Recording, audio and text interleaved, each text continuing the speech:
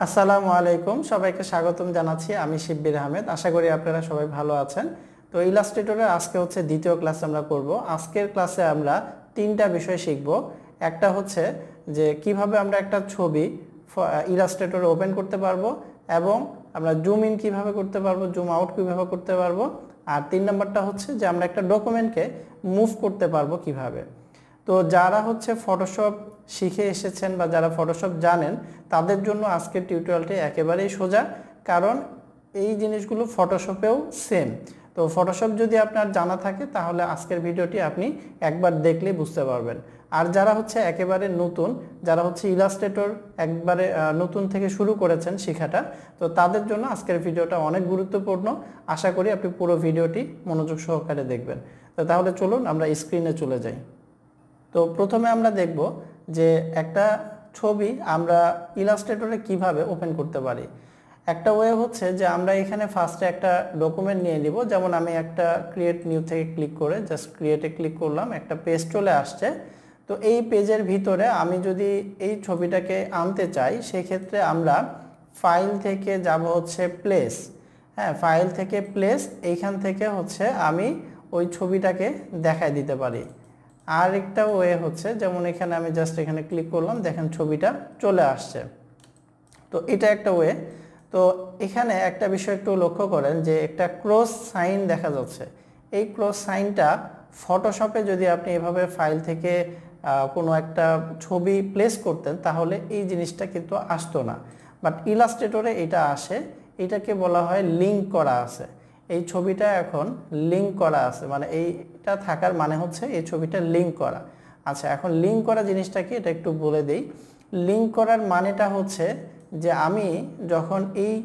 ডকুমেন্টটা এই পেজটাকে ইলাস্ট্রেটরের মেইন যে ফাইল আছে ইলাস্ট্রেটরের মেইন ফাইলটা হচ্ছে এআই ফাইল তো এআই ফাইলটা যখন আমি সেভ করব এআই ফাইলটা আমি যদি আরেক জায়গায় পাঠাই আমি ক্লায়েন্টকে দিচ্ছি তখন আমাকে এই ছবিটার মানে এই ছবিটা ওই ফাইলের সাথে আমাকে দিতে হবে এছাড়া ওই ফাইলটা মানে ওই এআই ফাইলটা যখন ওই পিসিতে ওপেন করবে তখন এই ছবিটা মিসিং দেখা যাবে আর যদি এই ছবিটা ওটার সাথে থাকে তাহলে আপনার ওইটা ওপেন হয়ে যাবে এটা লিঙ্ক করা থাকলে আর যদি এই লিঙ্কটা আমরা তুলে দেই অর্থাৎ এই যে ক্রস সাইনটা যেটা আছে এটা যদি আমরা তুলে দেই তাহলে এটা আনলিঙ্ক হয়ে যাবে এবং এই ছবিটা আর ওই ইলাস্ট্রেটরের মেন যে ফাইল আছে ওইটার সাথে আর দিতে হবে না ঠিক আছে এটা যে কোনো পিসিতে জাস্ট মেন ফাইলটা ওপেন করলেই ছবিটা ওপেন হয়ে যাবে তো আপনি চাইলে এটা আপনার পিসিতে একটু ট্রাই করে দেখতে পারেন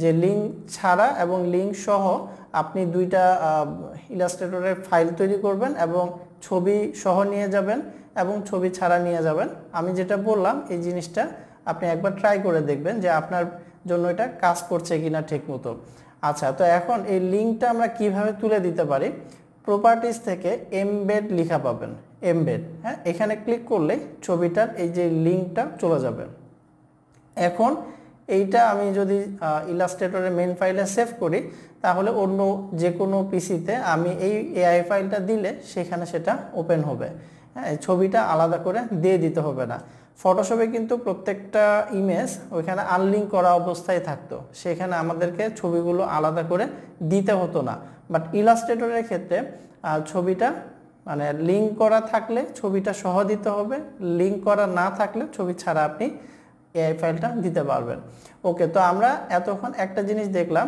যে আমরা ফাইল থেকে প্লেস থেকে একটা ছবি ওপেন করলাম এটা একটা ওয়ে আমি এই ছবিটাকে ডিলিট করে আরেকটা ওয়ে দেখাচ্ছি সেটা হচ্ছে জাস্ট এই ছবিটাকে ড্র্যাগ করে ইলাস্ট্রেটরের এই আইকনের উপরে নিয়ে আসলাম দেন হচ্ছে এইখানে এসে ছেড়ে দিচ্ছি তাহলেও ছবিটা চলে আসবে তো এখানেও সেম এখানেও দেখেন এমবেড বা লিঙ্কটা চলে আসছে আমরা এখান থেকে এমবেড করে নিতে পারি তো এটা গেল হচ্ছে প্লেস করা আরেকটা আমরা যদি দেখি যে আমরা ওপেনটা কিভাবে করতে পারি তো ওপেন করার জন্য জাস্ট আমি এখানে এটাকে ধরে নিয়ে আসলাম এবং এই যে এখানে দেখেন আমাদের কিন্তু একটা পেজ অলরেডি ক্রিয়েট করা আছে আমি যদি এই উপরে এসে ছাড়ি তাহলে এটা নতুন আরেকটা পেজে বা আরেকটা ডকুমেন্টে এটা ওপেন হচ্ছে আর এই ক্ষেত্রে এটা লিঙ্কটা কিন্তু আর নাই ঠিক আছে এইখানে এটা লিঙ্ক আর নাই এটা হচ্ছে আনলিঙ্ক অবস্থায় এই ইমেজটা ওপেন হয়ে গেছে তো যাই হোক আমরা ওপেন করা এবং প্লেস করাটা দেখলাম।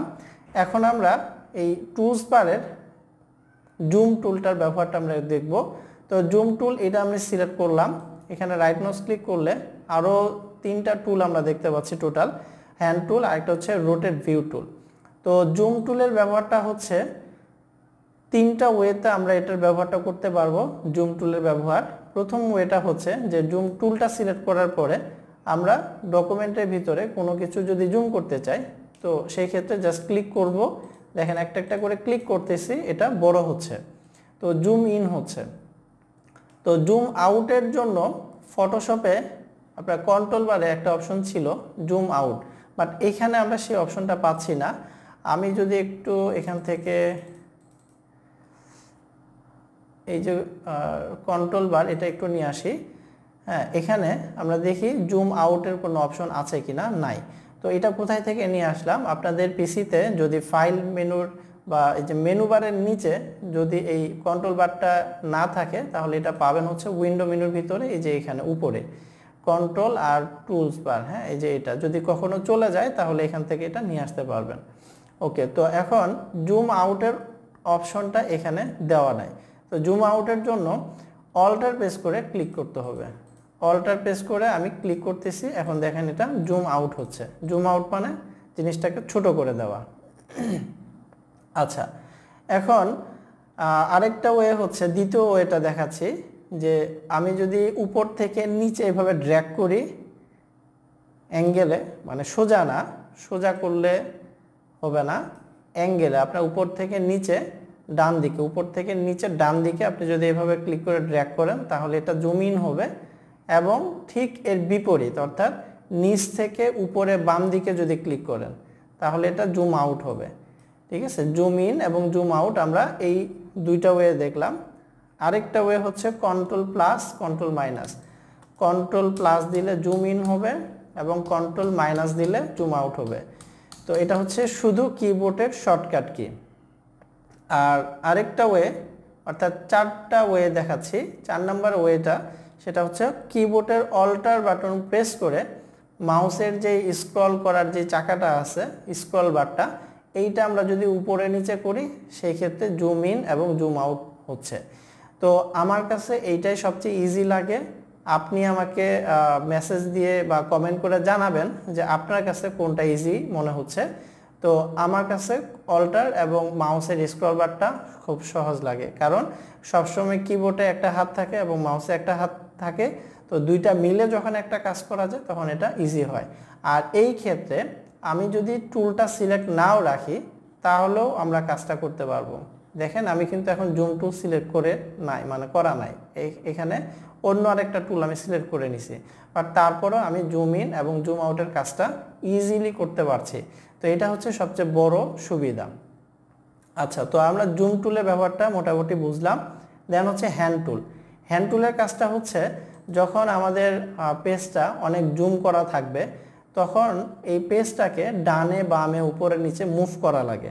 তো এই ক্ষেত্রে এই যে ডান দিকে এবং নিচে যে 2টা স্ক্রল করার অপশন দেওয়া আছে, তো এগুলো দিয়েও আমরা উপরে নিচে করতে পারি, বাট ইজি ওয়েটা হচ্ছে এই হ্যান্ড টুলের ব্যবহারটা।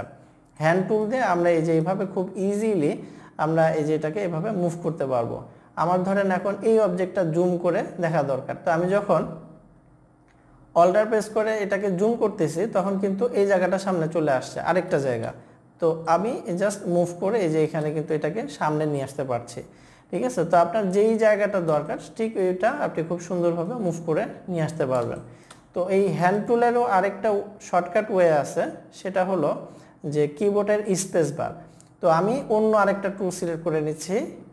কিবোর্ডের স্পেস বার আমি যতক্ষণ প্রেস করে থাকবো ততক্ষণ এই যে হ্যান্ড টুলটা সিলেক্ট হয়ে থাকবে, আর স্পেস বারটা ছেড়ে দিলে আবার অন্য যে টুল সিলেক্ট করা আছে সেটা চলে আসছে। ঠিক আছে, তো এই হলো হ্যান্ড টুলের ব্যবহার। তো কিবোর্ডের স্পেস বারটা দিয়ে আমরা খুব সহজে যে কোনো টুলে থাকা অবস্থায় এই পেজটাকে বা ইমেজটাকে আমরা মুভ করতে পারবো বা ডকুমেন্টটাকে আমরা নড়াতে পারবো।